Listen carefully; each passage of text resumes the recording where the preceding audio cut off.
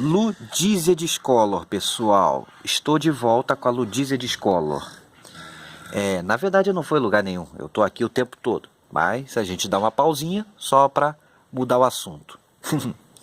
Mas então, Ludícia Discolor não tem nada a ver com calante e nem com faios. Ou melhor, nem com calante e nem com faios. Olha eu trocando as bolas aqui, porcaria. Mas é outra orquídea terrestre. Joia é uma orquídea terrestre, assim como a nossa calante e nossa faios. Só que a Ludícia, a gente tem que preparar um substrato um pouco mais leve do que a faios e do que a calante. A faios é solo, até terra adubada é o suficiente.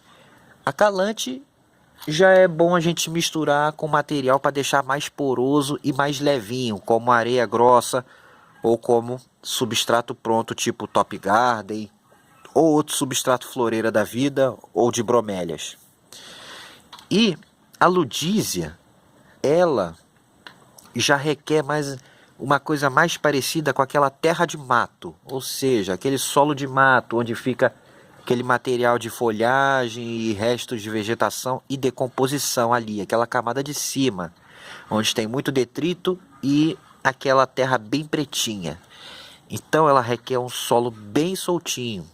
Então aqui a porcentagem de terra adubada que a gente deva usar é bem menor em relação a substrato pronto, por exemplo, areia grossa para deixar bem poroso, e o substrato Top Garden. Então aqui a gente dá uma maior preferência ao substrato do tipo floreira, tipo 70, 80% dele, e para o restante de terra adubada com um pouquinho de esterco, areia, enfim.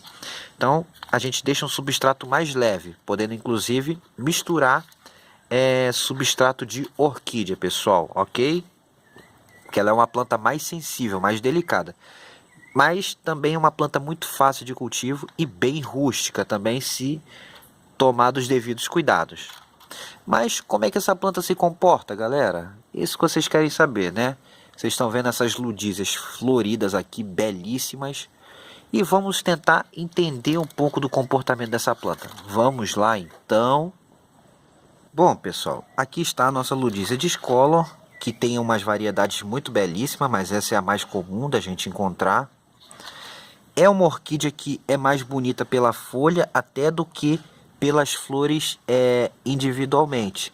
Mas o conjunto da obra fica muito bonita quando ela está florida e a sua folhagem. Tanto que ela é chamada de orquídea joia. E ela realmente é uma joia, essa planta, é muito bonita. Mas enfim, vamos lá.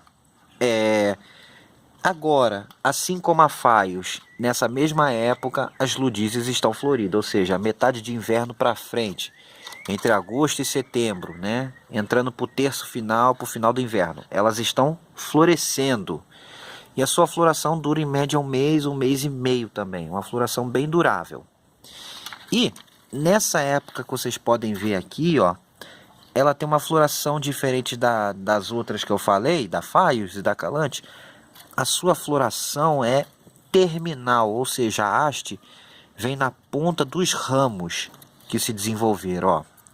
Terminou folha, folha, folha, folha, aí no meio, em vez de folha, veio a haste. Então, esse ramo para de crescer desse ponto em diante, ok? Diferente das outras, que a haste é lateral. Ok. Aí ela floresceu, aí chega a primavera, início da primavera, setembro, outubro, aí entra para meados, novembro. Essa planta fica um pouco feiosa. Essas folhas velhas, algumas folhas tendem a amarelar e cair desses ramos antigos, mas ela começa a emitir várias brotações novas em todos os seus caules. Esse caule rastejante dela começa a emitir nova folhagem. E começa a emitir alguns brotos, e esses brotos começam a crescer ao longo de toda a primavera, verão e outono. Então ela passa primavera, verão e outono desenvolvendo seus brotos, os seus caules rastejantes. E continuando aqui, gente, perdão, houve um probleminha, mas repetindo aqui a última parte. Então, como eu disse, esse caule rastejante dela, que vai crescendo ao longo da primavera, verão e outono, ele tem um hábito escandente, ou seja, ele vai rastejando e ele vai crescendo um pouco para cima, meio tortuoso, lembrando um pouco a forma de escada. Como vocês podem ver aqui, ó, ele vai subindo. Ela não tem um crescimento para cima, bonitinho, ou para baixo, ó, ela cresce toda irregular. Como vocês podem ver aqui, ó, esse vaso grande aqui dá para ver mais fácil. Tem que tomar até cuidado para não quebrar. Olhem só, ó. Então, ó, ela tem esse hábito mesmo. É da Ludísia fazer isso. E não é raro, como aconteceu aqui agora, de quebrar algum broto. Essa planta quebra com muita facilidade os seus caules. São muito sensíveis, né? Eles são facilmente quebrados. Joia, pessoal? Mas não se espantem não, porque o caule quebrado é uma planta nova. Então, se quebrar um caule, é uma planta nova que vocês vão ganhar, ok? E aí, no final do outono, início do inverno, mais ou menos para junho e julho, ela já está uma planta bem bonita, bem folhada de novo. E chega mais ou menos, ela começa a apontar a sua floração, já começa a aparecer para metade do inverno. Entre julho, metade de julho, já começa a aparecer os sinais de floração. Que na ponta dos ramos já começa a vir a haste floral. E aí ela cresce rapidamente e em agosto ela começa a florescer. Final de julho muitas vezes já está florescendo.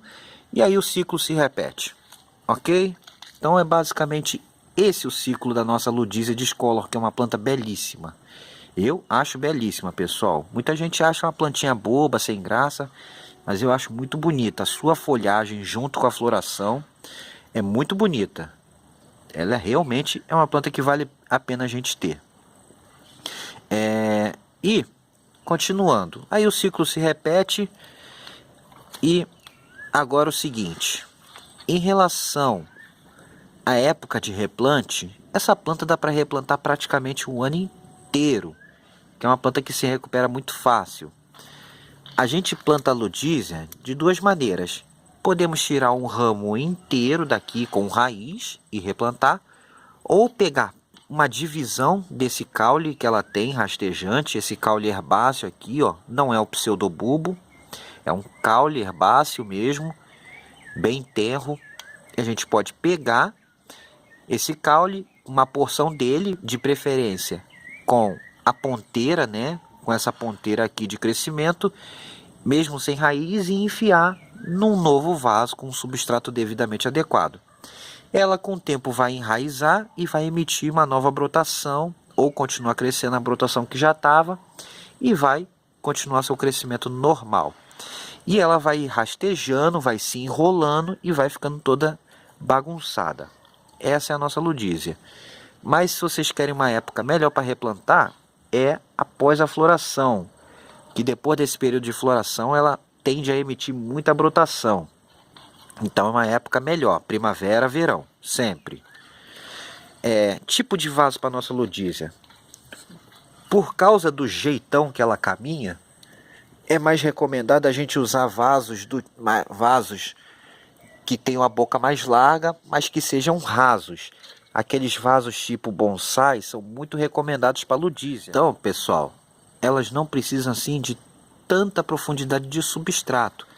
Mas o vaso com a boca mais larga é interessante para ela poder ter condição de rastejar e sim crescer ali dentro e rastejar ali dentro. Ok, pessoal? Basicamente é isso. Ambiente para Ludísia. Ludísia gosta de ambiente sombreado, mais claro, com boa luminosidade também, e bem arejado, né? Bem arejado, mas sem ventilação excessiva e com bastante umidade. Ela não gosta de locais abafados, pois locais muito abafados, com excesso de umidade, pode favorecer o desenvolvimento da ferrugem, que ataca suas folhas e deixa todas pintadas de amarelo. Então, locais muito abafados devem ser evitados. Aqui, por incrível que pareça, as minhas Ludísias estão sendo cultivadas, assim como minhas calantes, com muita sorte. Eu me dei muito bem. Elas não estavam indo bem na varanda, onde eu cultivo muitas plantas que vão muito bem. Ela está indo muito bem, ó, aqui. nesses pés aqui, ó, nesse pé de araticum. Esse pé de araticum aqui, opa, foi mal. Nesse pé de araticum aqui, eu penduro várias ludízias aqui. Então aqui ela tem ido muito bem, assim como eu tenho colocado outras plantas aqui. Então aqui tem sombreamento, tem bastante umidade, porque tem várias samambaias, plantas aqui próximo. E tem boa ventilação sem exagero, porque as plantas ajudam. Certo, pessoal? Então foi o que eu achei aqui que deu muito certo para mim. Ok? E essa eram as dicas que eu tinha para falar para vocês de Lodízia. Olha que bonito. De Phaeus Tankerville. E das nossas calantes. Ok, pessoal? Então aqui estão as 3 plantas. E agora, para terminar, já não tem mais nada a ver com o vídeo, vou mostrar algumas plantas só mesmo para terminar o vídeo. Vamos lá? Pronto, pessoal, voltei só para mostrar para vocês aqui algumas plantinhas. Lélia Mirande. Lélia Mirande, não vai focar, né? Lélia Flava. Lélia Flava. Cattleya skinneri, a belíssima Cattleya skinneri. Olha como que já foi tema de vídeos aqui, olha que belíssima essa planta.